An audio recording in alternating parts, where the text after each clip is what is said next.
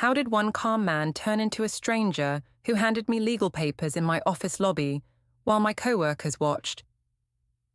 Why did the papers say I had to leave the house for now and talk to him only through a parenting app when I was the one who just needed attention? I still told myself he was doing it to punish me, until I saw the dates, the screenshots, and how long he had been quietly preparing. My name is Eustacia Vye. I was 34, and I worked as an HR coordinator in a mid-sized tech company. People at work said I was good with people. I liked that. I liked being the person who knew things first and controlled the room. Graham Cole was my husband. He was 36. He worked as a city building inspector. He was the type who cared about rules and forms and small details. When we first met, I told myself that his calm made me feel safe. Later, I told myself that his calm made me feel bored. That morning, I stood in our kitchen and watched him move around like a careful machine. He made coffee. He rinsed his mug right away. He wiped one water drop on the counter like it was a big problem. He asked why I came home late the night before. I said I had overtime and my manager kept me. He asked if I could text next time. I said he was acting like my father. He said he just worried. I said worry was a choice. I saw 2 mugs on the counter, not touching. His mug was near the sink. My mug was near the edge. It looked like a line. I told myself he made that line. I told myself I only reacted to him. He asked if I wanted breakfast. I said I was not hungry. He asked if I could do school drop-off. I said I had an early meeting. That was true in a way. I always had meetings when I needed them. Sienna came in with her hair messy and her backpack half open. She was 9 and small and serious. She asked if Dad could braid her hair. He said yes and did it fast, like he practiced. I watched and felt a sharp, annoying feeling. It looked too gentle. It made me look worse in my own mind, and I did not like that. Graham asked if I was okay. I said I was tired and he was watching me too much. He said he was not watching. I said he always noticed the wrong things. When I walked out, I saw his car and my car in the driveway. His car was straight. Mine was a little crooked. He usually fixed it for me. That morning, he did not. I told myself it was passive-aggressive. I did not consider it could be something else. On the train, I opened my phone and saw a message preview from Noah Reddick. I did not open it right away. I liked the power of waiting. The preview said he had a funny memory and asked if I wanted to hear it later. I smiled, then stopped smiling. I told myself it was harmless. I told myself I was allowed to have friends. At the office, I walked into the open plan room and felt the air change. People looked up and then looked away. That was normal. HR always made people nervous. I enjoyed that. Cassidy Brand waved me over. She was 33 and loud in a way that made other people copy her. She asked how married life was.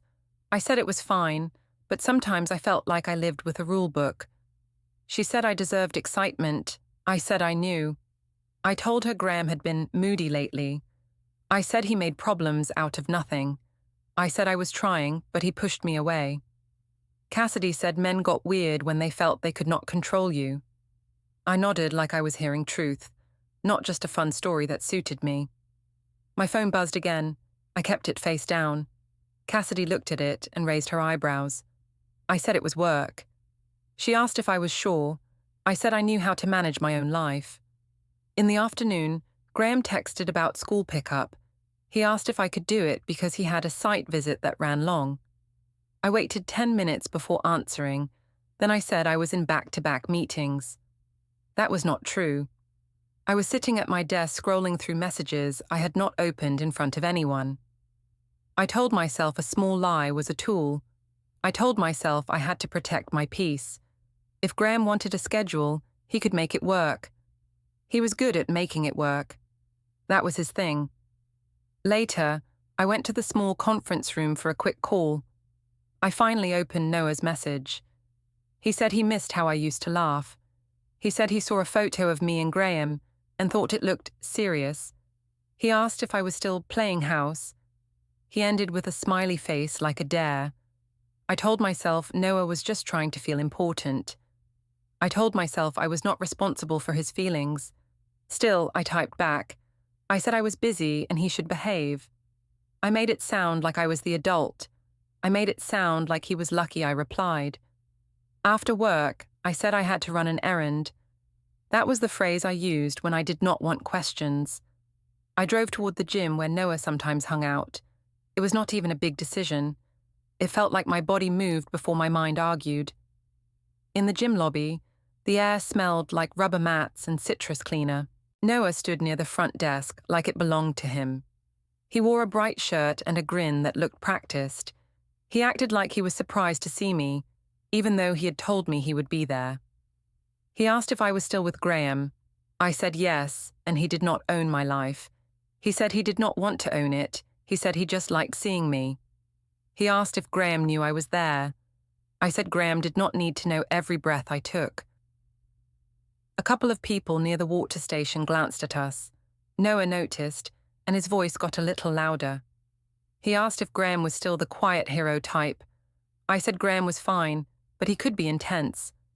Noah laughed and said he always knew I liked attention. I could have left. I did not. I stayed and let Noah talk because it made me feel seen. It was like drinking something sweet, even when you know it will make you sick later. Noah asked if I wanted to grab a smoothie. I said I had to go. He said he would message me later, and I should not act scared. I said I was not scared. I said I just had responsibilities. That word sounded good, like I still cared about the right things. Before we dive deeper into this story, I have one small request. Please subscribe, drop a like, comment, and hit that hype button to boost this channel so more people can discover these incredible stories. When I got home, Graham was in the living room with Sienna's homework spread out. He looked up and asked how my day was. I said it was exhausting, and I did not want to talk. He said okay and went back to helping Sienna. I walked past his phone on the table. The screen lit up with a calendar alert. I saw it for only a second. It said, "Meeting personal," with a time, and the time was very exact, like 7:40 p.m. I felt a sting of curiosity. I asked what that was. He said it was just something he needed to handle. I asked why he was being secretive. He asked why I cared now. I said he was changing. He said he was trying to keep life steady for Sienna. I told myself he was making a plan to control me. I told myself he wanted to look like the good one. I did not ask what he meant because if I asked, I might hear an answer I could not twist. That night, after Sienna went to bed, Graham asked if we could talk for 10 minutes. He asked why I seemed distant. I said he was too sensitive. He asked if there was someone else. I said he was accusing me because he felt guilty about not being romantic enough. He said he did not understand. I said he never understood. He said he wanted the truth. I said truth was not simple, and he should stop trying to force it. I went to the bedroom and shut the door. I lay in the dark and checked my phone again. Noah had already sent another message. He said he had stories, and that Graham would not like them. He added that he could embarrass people if he wanted. I stared at that line longer than I wanted to admit. I told myself Noah was joking. I told myself I could handle him. I told myself I had always been the one in control. Then I heard a soft sound from the other side of the hall, like a small click, like a drawer locking. I told myself it was nothing. I told myself it was just Graham being careful, like always. Still, my stomach felt tight, and for the first time in a long time, I did not sleep fast. The next evening, I planned a rooftop night like it was medicine. I told myself we needed fun because our house felt tight. I said it in a way that made Graham sound like the reason. He agreed to come, but his face looked like he was already tired. In the elevator, up to the roof, Graham asked who was going. I said it was just friends and he did not need a list. He asked if Noah would be there. I said Noah had his own life and Graham needed to stop acting like a jealous teenager. I watched his jaw move once like he wanted to answer, but he did not. The rooftop bar was loud but clean, with string lights and glass walls that showed the city. Cassidy was already there, with 2 other women from work and one of her cousins. They waved like we were celebrities. I liked the way people looked at me when I walked in. It felt like proof that I still mattered. Cassidy asked how I was. I said marriage was hard when one person acted like a parent. She asked if I meant Graham. I said I did not mean anyone. Then I let my eyes flick to him. Graham heard it. He pretended not to. We got a table near the edge. Graham sat down and looked around like he was checking exits. Cassidy asked what he was doing. I said he always planned for the worst. I said it like a joke, and people laughed. Graham smiled once, small and forced, like he was being polite at a meeting. A waiter came and asked for orders. Graham asked what I wanted. I said he should stop managing me and let me choose. The waiter looked confused. Graham said okay and leaned back. Cassidy watched like it was entertainment. After the first round of drinks, I started telling little stories. I said Graham once reminded me to lock the door, like I was a child. I said he tracked the budget like a robot. I said he cared more about rules than romance. I said respect follows results, and I had results. People laughed again, and the laugh felt warm on my skin. Graham asked if we could talk outside for a second. I said there was nothing to talk about and he could stop being dramatic. He asked if I was okay. I said I was finally okay now that I was not stuck in the house with silence. I knew what I was doing. I wanted him to react. If he reacted, I could point at it and say, "See, this is why I feel trapped." If he stayed calm, I could say he did not care. Either way, I won. Then Noah appeared. He walked in like the place belonged to him, smiling at people he did not know. He nodded at Cassidy like they were old friends. I did not invite him, but I also did not look surprised. It was easier to act like it was normal. Noah came to our table and asked how the happy couple was doing. I said we were fine. Graham asked why Noah was here. Noah said he came for a drink and the view, and it was a free city. Graham said okay in a flat voice. Noah pulled up a chair without asking. He asked Graham about his job and said it sounded boring but stable. Noah asked me if I still hated boredom. I said I hated people who tried to shrink me. Noah started telling stories from back then. He said I used to be fearless. He said I used to choose fun over comfort. He looked at Graham as he spoke, like he was placing a label on him. I saw Graham's hands tighten around his glass. I pretended not to notice. Graham asked Noah to keep things respectful. Noah said he was being respectful, and Graham should relax. I laughed too quickly. I told myself I was smoothing it over. Really, I was feeding it. Cassidy asked if Noah and I were still friends. I said of course, because I was not the type who held grudges. Graham looked at me then, like he was trying to read my face. I looked away and lifted my drink like that ended the moment. Later, Graham asked if we could go home. I said the night had just started and he always ruined things when I was finally enjoying myself. Cassidy nodded as if she had proof now. Someone took a photo and tagged it in a story. I leaned closer to the group on purpose, leaving Graham on the outside edge of the frame like he was an extra. Graham stood up and said he needed air. He asked me to come with him. I said he could go if he wanted, but I was not leaving because he felt uncomfortable. He looked at me for a second, then walked toward the exit alone. I watched him go and felt a hot burst of victory. I told myself he needed to learn that he could not pull me away from people. I told myself he was the controlling one. I did not mention that I liked the attention Noah gave me because it made me feel chosen. When I finally left, it was late. The city air was cold and sharp, and the street below the rooftop looked wet from a light rain. Graham was waiting near the entrance, not pacing, just standing still. He asked why Noah had shown up. I said he just did, and it was not my problem. He asked if Noah was messaging me. I said Graham was invading my privacy by even asking. He said he was not trying to invade anything. He said he was trying to understand why things felt off. I said things felt off because he made them off. We walked along the riverside promenade because Graham said he needed to move. The water was dark, and the lights on the opposite bank shook in it. Couples passed us, holding hands. I kept a small distance from Graham, like a statement. Graham asked if I still loved him. I said love was not a switch, and he needed to stop asking childish questions. He asked if I was seeing someone. I said he was imagining things because he watched too many videos online. He said he wanted honesty. I said honesty was not the same as being interrogated. He slowed down and looked at me. He asked if I heard myself. I said he always tried to make me feel crazy when I did not agree with him. He said he was not trying to do that. He said he was scared of losing me. I said if he was scared, he should change. On the way home, Graham's phone made a small, soft beep. It was not a text sound. It was a quick tone, then silence. I asked what that was. He said it was nothing and put his phone away. I felt a strange twist in my chest, like I had missed something important. In our building, we climbed the stairwell because the elevator was slow.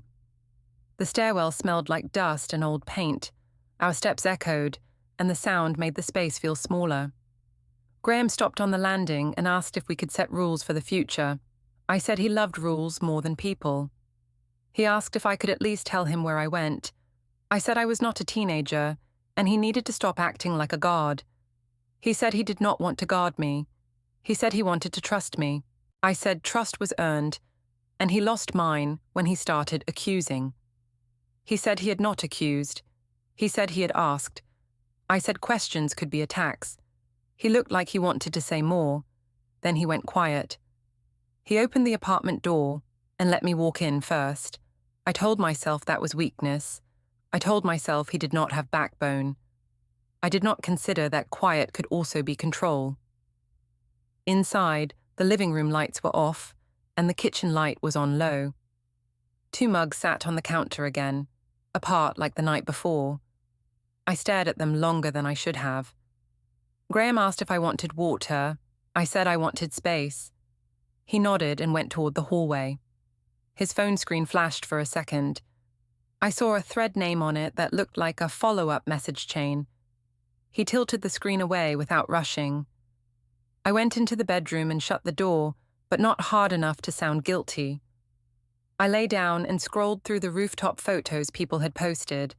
In one picture, Noah stood behind me, with his hand close to my shoulder. Graham was on the far side, half cut off, like he barely existed. I told myself the photo proved Graham was dramatic, because he could have stood closer if he wanted. I told myself I could not be blamed for angles and timing. I told myself I was still the one being judged unfairly. When my phone buzzed again, I did not open it right away. I let it sit, glowing, like a tiny threat I was pretending was a compliment. The charity night at the community hall was supposed to be good for our image. That was how I sold it to Graham. I said the city liked couples who showed up. I said it would be easy and short. He asked if Noah would be there. I said Noah was not the center of the world, and Graham needed to stop talking like he was scared. The community hall had bright lights and long tables with white paper cloths. There were banners for the fundraiser and a small stage with a microphone. People I half knew from work, and the neighborhood moved around in groups like schools of fish. Everyone had a phone in their hand, ready to film something funny. Cassidy met me near the entrance. She said my dress looked great. I said I needed to look alive for once. She asked where Graham was. I pointed to him by the drinks table, standing too straight. Cassidy laughed and said he looked like security. I said he loved rules, so he looked like rules. Graham walked over and asked if we could sit somewhere quiet. I said there was no quiet at an event like this, and he needed to stop acting uncomfortable. He said he was fine. He just did not like surprises.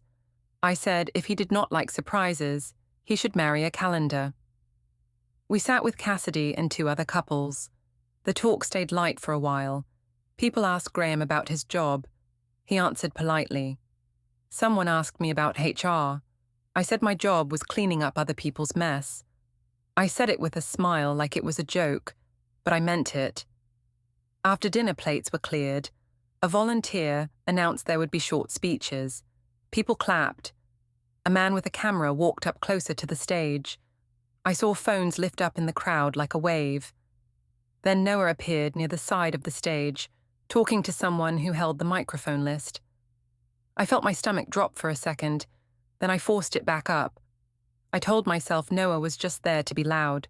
I told myself I could handle loud.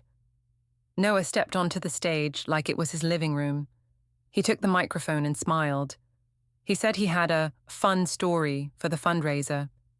People cheered because they wanted entertainment more than charity.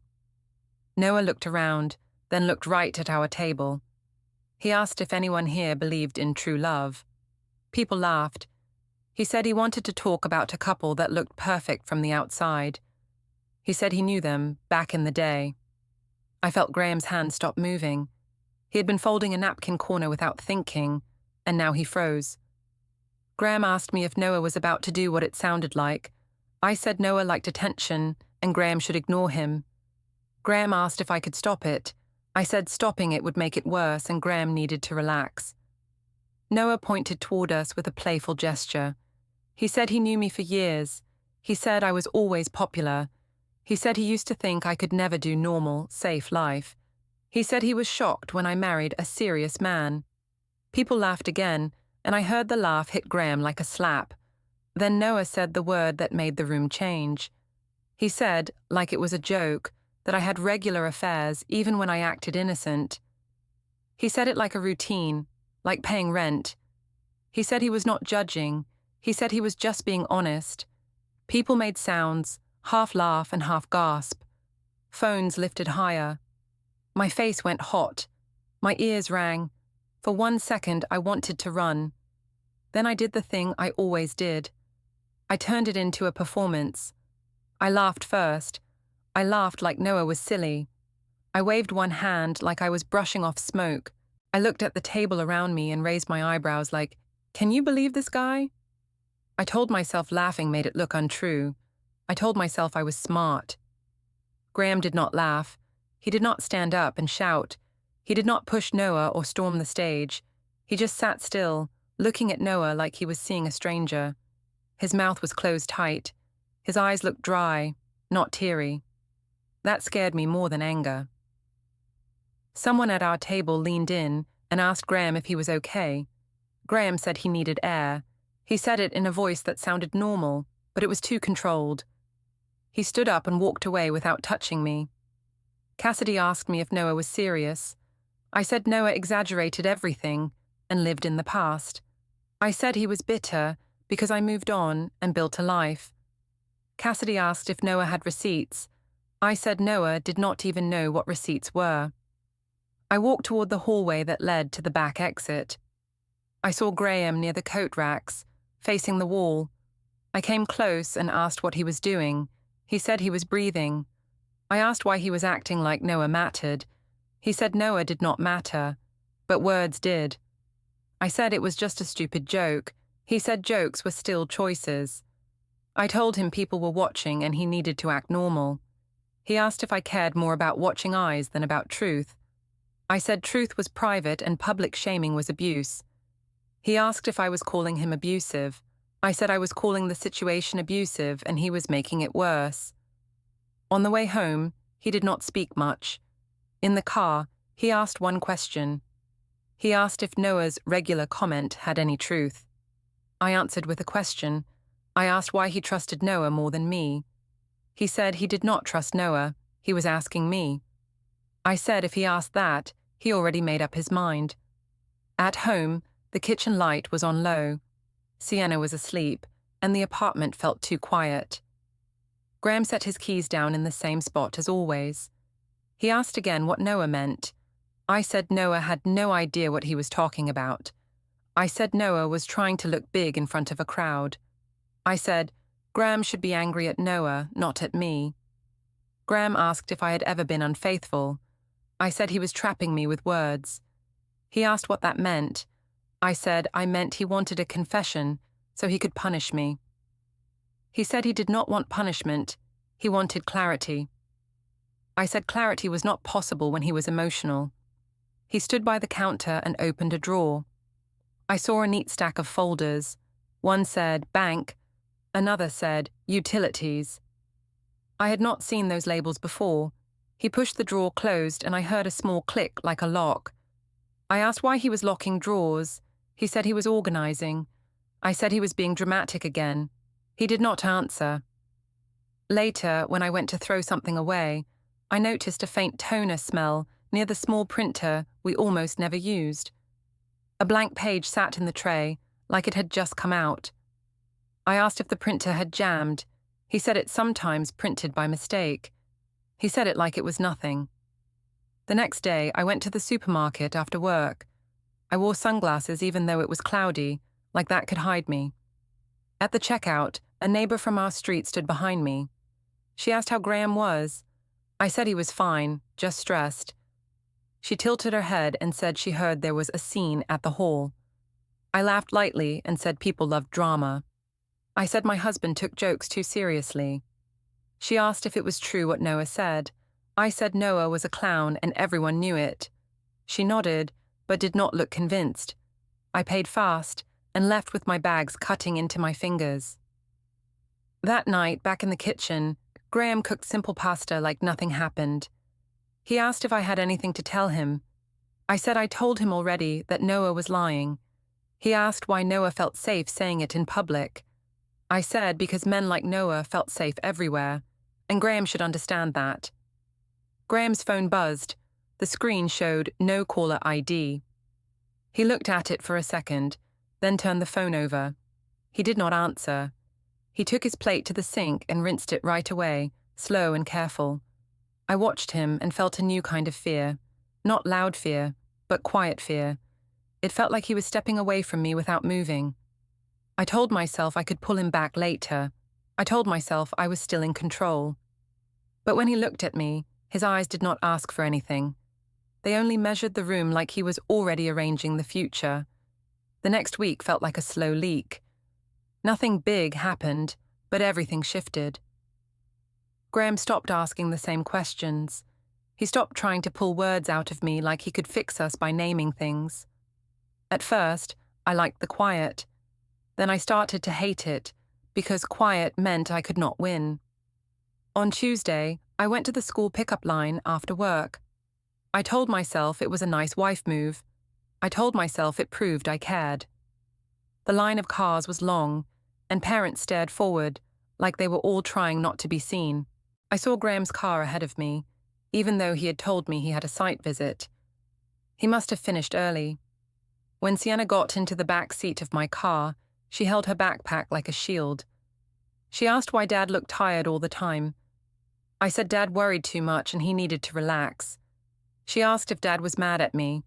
I said Dad was just stressed with work. She looked out the window and went quiet. At home, Graham was in the kitchen putting leftovers into containers. He asked how pickup went. I said fine. He asked what Sienna said in the car. I asked why he needed a report. He said he just wanted to understand her mood. I said he could understand her by talking to her.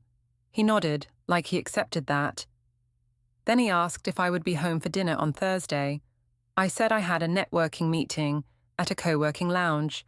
He asked who it was with. I said people and HR work, and I did not owe him names. He said okay, and wrote something down on a sticky note, then stuck it near the fridge. I saw the note later. It said, "Bring forms." I told myself it was for his job. On Thursday, I went to the co-working lounge downtown. The place smelled like coffee and clean wood. People wore headphones and pretended they were building empires. I told myself it was the perfect cover because it sounded productive. Eli Park was already there, sitting near a tall window. He stood up when he saw me and smiled like he had been waiting for permission to breathe. He asked if I was okay. I said my husband was making my life hard. He asked if Graham knew about us. I said Graham did not know anything because he did not listen anyway. Eli asked if that was safe. I said safe was boring and I deserved happiness. He asked what I wanted from him. I said I wanted ease. I said I wanted someone who looked at me like I was the point. He asked if I planned to leave Graham. I said leaving was complicated because of Sienna and money and how people judged mothers. I said if Graham treated me better, none of this would happen. Eli nodded like that made sense, which made me feel powerful. When I left the lounge, I checked my phone. Graham had texted once, asking what time I would be back. I did not answer right away. I told myself he was checking on me to control me. I told myself I was allowed to have a life. I answered later and said the meeting ran long.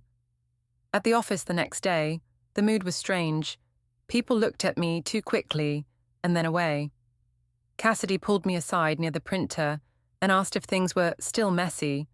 I said Graham was acting cold because he could not handle jokes.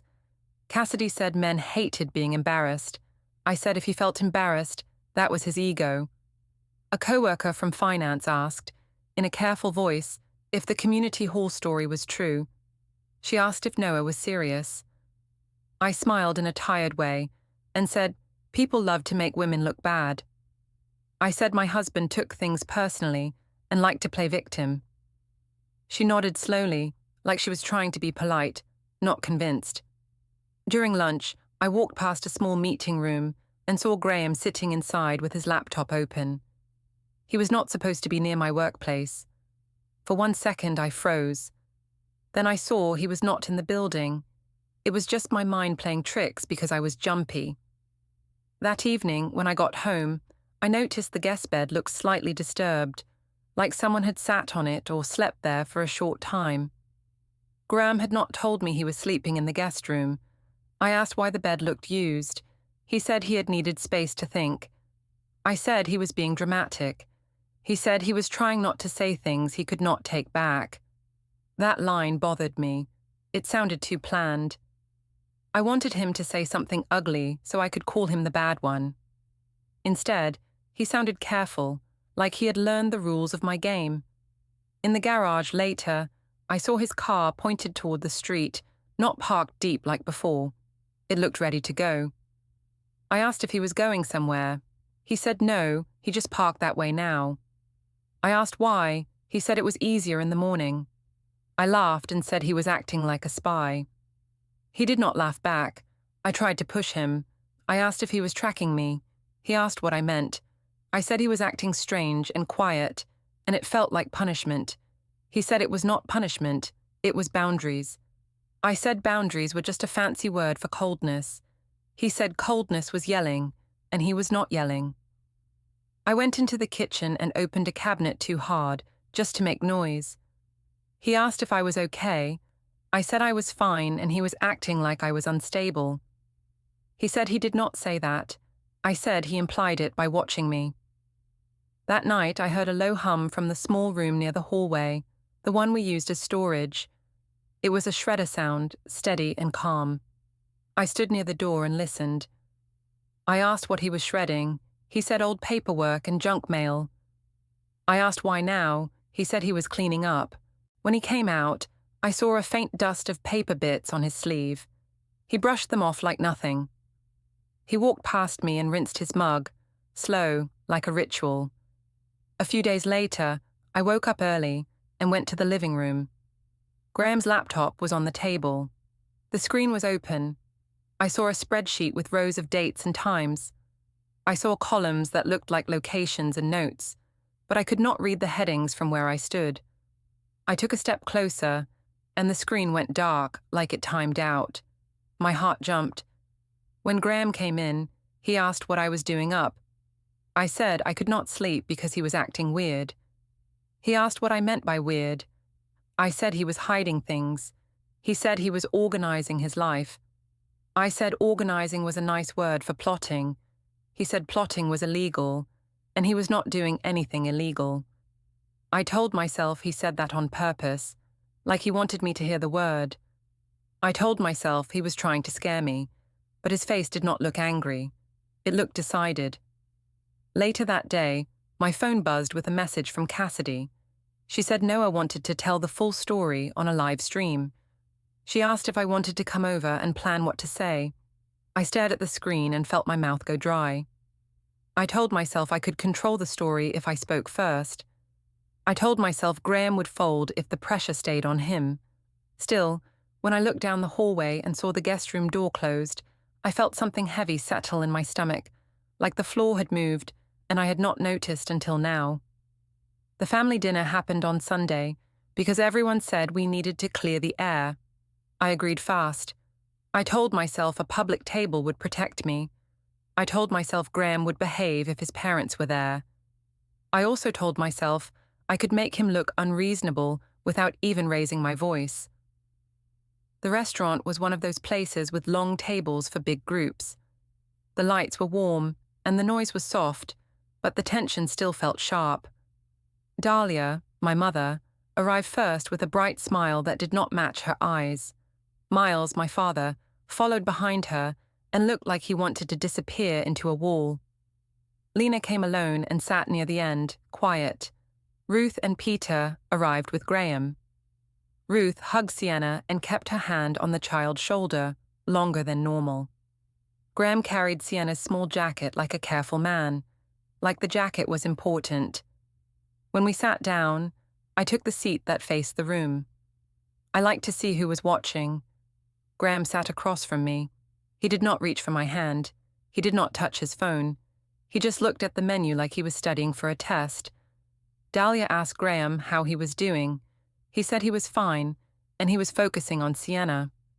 Dahlia asked if we could move past this, meaning the rumors. Graham said he wanted peace and truth.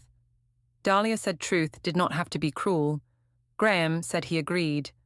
I jumped in fast. I said Noah was an attention seeker and everyone knew it. I said he loved drama and he made things up. I said Graham was letting Noah control our marriage by reacting. I said all I wanted was a calm home. Ruth asked me what exactly was made up. I smiled like she was being unfair. I said I was being attacked in public and I deserved support. Ruth said support and denial were not the same thing. Peter cleared his throat and asked if we could focus on what Sienna needed.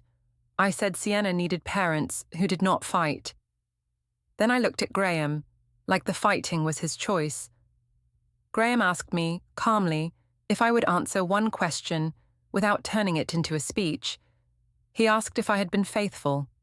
I said he was not going to interrogate me at a family dinner. He said it was not an interrogation. He said it was a yes or no question. I said nothing in marriage was yes or no. I said he knew that. Miles finally spoke. He said he did not like Noah, and he did not like public humiliation. He asked me why I kept letting Noah near us. I said Noah showed up by chance. Lena made a small sound, like she wanted to laugh but stopped herself. I glared at her. She looked down at her plate.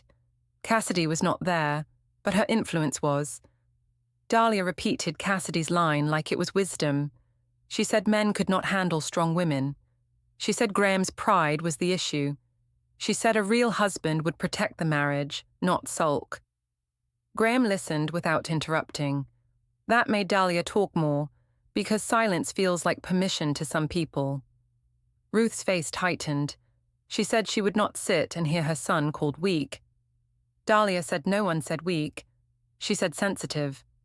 Ruth said those were the same word when used like a weapon. Peter told everyone to lower their voices. Sienna stared at her glass and traced water drops with her finger. I felt annoyed that Sienna was there to witness it, but I also used it. I turned to Graham and said he was upsetting the child with his cold mood. He asked how he was upsetting her. I said she could feel the tension. He said the tension started when private choices became public jokes. I said Noah made it public, not me. He said he noticed I laughed first that night. I said I laughed to survive the moment. He said he believed me, but he also believed patterns. When the food arrived, the table went quiet in a forced way. Knives scraped plates. People chewed too loudly. I told myself the quiet meant they were thinking about my pain. Really, they were measuring everyone. Halfway through the meal, Graham asked if we could step outside for a minute. I knew he wanted privacy, and privacy meant fewer witnesses. I said we could talk in the parking garage after, where no one could see his act. He looked at me like he understood the trap. He said, "Okay, anyway." After we paid, we walked to the parking garage while the family stayed behind to bundle Sienna into her coat. The garage smelled like cold concrete and car exhaust. Our footsteps echoed between pillars. It felt like walking inside a hollow box. Graham asked if I would stop seeing Noah and stop answering his messages. I said Noah was not the problem. Graham asked if I would stop meeting networking people at night. I said he was tracking me. He asked what tracking meant. I said I meant the way he asked times and places like a detective. He said he did not want to be a detective. He said he wanted to be a husband and a father. He said he could not do that in a fog. I told him fog was his mindset, not my behavior. He asked if that was my final answer. I said my final answer was that he needed to trust me or let me breathe. He looked down for a second, then back up. He asked if I understood what public shame did to a person. I said if his ego was that fragile, he should work on it. He asked if I had empathy for him. I said I had empathy, but I also had needs. I said he ignored my needs for years. He asked what needs. I said attention, affection, being seen. He said he had tried. I said his trying was not enough. We stood there, and I waited for him to blow up. I waited for him to say something rude. I wanted that, because then I could tell everyone he was harsh. He did not give it to me. We drove home in silence. Sienna fell asleep in the back seat. At home, I carried her inside. Graham lifted her gently and put her to bed without waking her. He tucked the blanket under her chin like he was sealing a promise. In the kitchen, I opened a cabinet and saw a new key on Graham's keyring. I asked what the key was for. He said it was for storage. I asked what storage. He said personal storage. I asked why he needed that. He said he was keeping things in order. I noticed a small sticky note near the fridge again, and another near the counter. One said, "Bring forms." Another said, "Paper drop." I acted like I did not care, but my chest felt tight. I asked Graham if he was planning to leave me. He asked why I thought that. I said because he was acting like a stranger. He said strangers yelled and begged. He said he was done yelling and begging. I said that sounded like punishment. He said it sounded like reality. I tried one last push. I said a real man would fight for his wife. He asked what fighting looked like to me. I said it looked like him choosing me and forgiving me, because families forgive. He said forgiveness needed truth and time. I said he wanted to control the timeline. He said he wanted to protect Sienna and himself. Then he looked at me with a calm face that did not ask for anything. He said he would handle it properly. In the morning, I walked into my office building like I could outwalk reality. I told myself Graham would cool down. I told myself he was doing a silent treatment to scare me back into place. I even rehearsed what I would say later, something about love and starting fresh, like I was offering a gift. In the lobby, the air smelled like polished stone and coffee.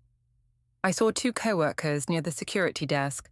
One of them nodded at me, then looked away. My phone had no new messages from Eli. I told myself he was just busy. A man in a plain jacket stepped toward me. He asked if I was Eustacia Vye. I said yes, and I asked who he was. He said he was there to deliver documents, and he held out an envelope. I did not want to take it, but my hands moved anyway. People always look when you hesitate. I opened it enough to see the words I hated. It was a divorce filing with temporary orders. It said our contact should be limited and written, focused on Sienna. It named a temporary parenting schedule like a train timetable. It listed dates and screenshots like my life was a report, not a story. My throat went dry. I called Graham. It went to voicemail. I texted him that he was humiliating me. The only reply I got was an automatic line telling me to use the approved method for parenting messages. I stood there holding the papers while my coworkers watched, and for the first time, my laughter felt completely useless.